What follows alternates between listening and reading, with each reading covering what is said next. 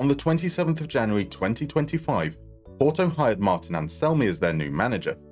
This is his fourth job in a little over 3 years. He's Porto's fourth manager in a little over 9 months. Is he the man to bring stability and success to Portugal's second most successful club? Or is this too much, too soon? So let's take a look at his tactical approach and what that might look like with Porto using Football Manager 24. And let's start with the biggest question of all: who the f*** is Martin Anselmi? The 39-year-old Argentine never quite forged a senior playing career and got his first managerial job at Chile's Union La Calera in 2022. He lasted 4 months, 11 league games, 1 win. The sides mutually parted, and within a month he was the new manager of Independiente del Valle, Ecuador's reigning champions. Talk about failing upwards. Taking over halfway through the season, he guided them to a Copa Ecuador and the Copa Sudamericana. The following year, his only full season, he won the respective Super Cups, as well as the first stage of the league, but form dropped in the second half. Defeat on penalties in the Serie A final, and Anselmi resigned. 3 days later, and he was off to Mexico, as the new boss of Cruz Azul. Again, halfway through their season. In the Clausura, under Anselmi's guidance, Cruz Azul finished second, but lost the final 2-1 to America. The following season, Cruz Azul topped the Apertura, but fell once again to America, this time in the semi-finals. Just 2 games into the second phase, Porto swooped, and Anselmi was unveiled as their new manager. His career might be brief so far, but Anselmi has garnered a reputation for being tactically flexible. Like we've covered on this channel before, this is yet another case of someone who uses multiple formations. His underlying philosophy stays the same, so let's break it down. We'll be using the Copa Sudamericana, where Independiente lined up, allegedly, in a 3-4-3. We'll also start with the second goal because it's a wonderful representation of everything that Anselmi is about. It starts with the keeper, who plays it out to the right back. Notice the numerical advantage. Independiente have 8 in frame compared to Sao Paulo's 5, so they can build from deep. Once Sao Paulo commit more to the press, Independiente advance. First down the left, but nothing is on, so they recycle and go to the right, where nothing is on. So they recycle and go to the left, where nothing is on. 55 seconds after gaining possession, the ball is with the centre-back in the centre circle. 7 Independiente players in frame, 7 Sao Paulo players in frame. That means the attackers are one-on-one. A long ball into the chest of Junior Sornosa, a cheeky flick over the top to find the run of Lautaro Diaz. Now, Diaz is very right-footed. This is a difficult chance, unless he somehow has the presence of mind to flick the ball across to the on-rushing Lorenzo Favorelli. An incredible team goal, 19 passes, which showcase the team's ability to build up methodically, but also play direct. We see that directness earlier in the game. Here, the foundation of their build-up shape. The centremost defender pushes further forward to create a diamond with the keeper. The defensive midfielder staggers slightly off him. The wing-backs stay deep. 9 seconds of passing between themselves, and now Sao Paulo have 7 players in Independiente's half. You might also notice the left-back is nowhere to be found. That's because it's a cue to go direct, and Jona Chavez is going to end up being the furthest man forward. The flick-on doesn't quite make its way through though.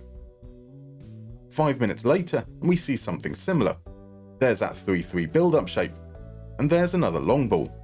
It's flicked on, and Diaz comes away with the ball. This time it's one of the attacking midfielders, Angulo, who's the most forward. His one is a little early, so instead Diaz goes wide. Angulo drops back and then makes the run into the channel, taking the defender momentarily with him. By the time the defender checks his run, he's a little ahead of the rest of the line, which allows a beautiful clip ball in behind for Diaz. He gets the shot away, which is tipped around the post for a corner. As with the second goal, Independiente went wide, then worked back inside. The corner is dealt with, but Independiente keep the pressure on. A ball is fizzed back in, which Sao Paulo can't clear, and it falls at Favorelli's feet. As soon as it does, Diaz peels off to work that channel again, and this time he makes no mistake. Let's look at some out-of-possession stuff. From a goal kick, we see Independiente prevent short distribution. Kinda. Angulo is marking the pivot. The two strikers are in position to close down the centre-backs. The central midfielders are man-marked. The full-backs are left free. This is where Independiente wants Sao Paulo to go. And as soon as they do, the wing-back immediately presses. He has to go long and the centre-back wins the duel. Notice, that is the central centre-back making the challenge. The right-sided centre-back followed his man. The left-sided centre-back tucked inside, as did the left-back. This is a common feature. Anselmi sides often leave the opposite flank open. A similar situation a minute later. Ball goes out to the fullback, wing-back steps up. The centre-back is tracking the striker, who gets there first and returns the pass. The defence is now trying to shift across whilst maintaining a high line. See here how the left centre-back stays at the same level and doesn't fully track the striker. Luciano is able to turn, but Angulo is quick to come back and make the challenge. Here's another situation where Angulo comes back and defends. He tries to launch a counter-attack, but the pass is cut out. When it comes to Patrick, the centre-back steps out of the defensive line to close him down. That opens up the angle to play in Cagliari. He rounds the keeper, but can't get his foot around the ball to pass it into the empty net. We see a lot of the hallmarks of Anselmi's setup in this game. Deep build-up to bait the press. Variable passing length, able to play short or long. A tendency to play wide, move inside, and work the channels. High tempo in the final third with midfield runners. Out of possession they are aggressive, hold a high line, engage in a high press. And like every other team, they counter-press. Whilst they counter-attack when the numbers are favourable, this is not counter in the FM sense. The pre-match graphics showed a 3-4-3, but Angulo's defensive positioning suggested a 3-5-2. This is the challenge of Anselmi. The formations change, the players performing the functions change, but the philosophy remains consistent. So let's explore how this might look for Porto. With the players at Porto's disposal, I expect Anselmi to primarily use a three-man defence. Width is most likely to come from the wing-backs, and a back three allows them to get forward with cover behind, and allows the attacking players to focus on being central. The right-hand side, João Mario or Pepe, will be the more aggressive, an attacking complete wing-back.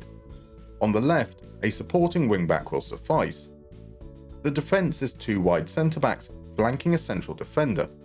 You might think with the central centre-back's positioning in initial build-up they would be a libero, but once possession is established, he does not step into the midfield line, rather staying deep as part of the rest defence. In midfield, a plain defensive midfielder on support. He does not need to be defensive with a three-man defence behind him, and his job, somewhat underwhelmingly, is just kind of be there. Ahead of him are Mezzala, who pushes into the front line, and a box-to-box midfielder who will make those late runs. Up front there is usually a primary striker, someone who leads the press and will run the channels. A pressing forward fits the brief. Alongside him a supporting deep line forward with instruction to roam from position. He tends to be a little bit behind the main striker, helping to link things together. All central players are instructed to mark tighter. Opposition instructions are an extension of this: mark centrally from the defensive midfield line up, press more often on the wide players. The alternative, a 3-4-3, sees the deep line forward become a shadow striker and the Mezzala become a supporting attacking midfielder instructed to dribble more, move into channels and take more risks. The box-to-box midfielder becomes a segundo volante. I expect Anselmi to use this formation against weaker teams where Porto might expect to dominate the ball more. There may be a time where available personnel requires a back four instead, something like this, or this, or this.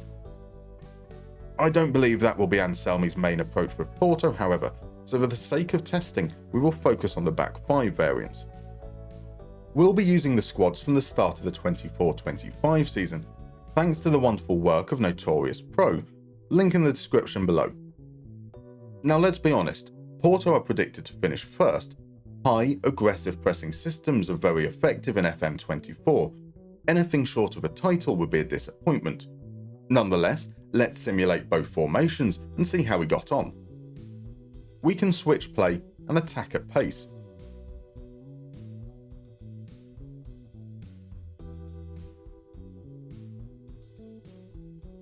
we can build up patiently.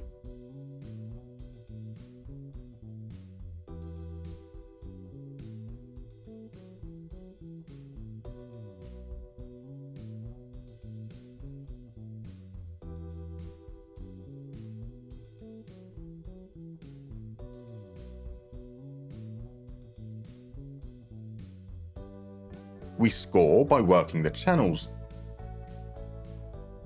by playing wide and having late runs from midfield. On the left, the 3-5-2 champions every single season. On the right, the 3-4-3 champions all but once. It should be noted that one second-place finish was in a season where Benfica scored more than 3 goals a game and conceded barely above 0.5. Both formations on average conceded 21 goals per season. Unsurprisingly, the formation with more strikers scored more goals, 95.6 compared to 82.6.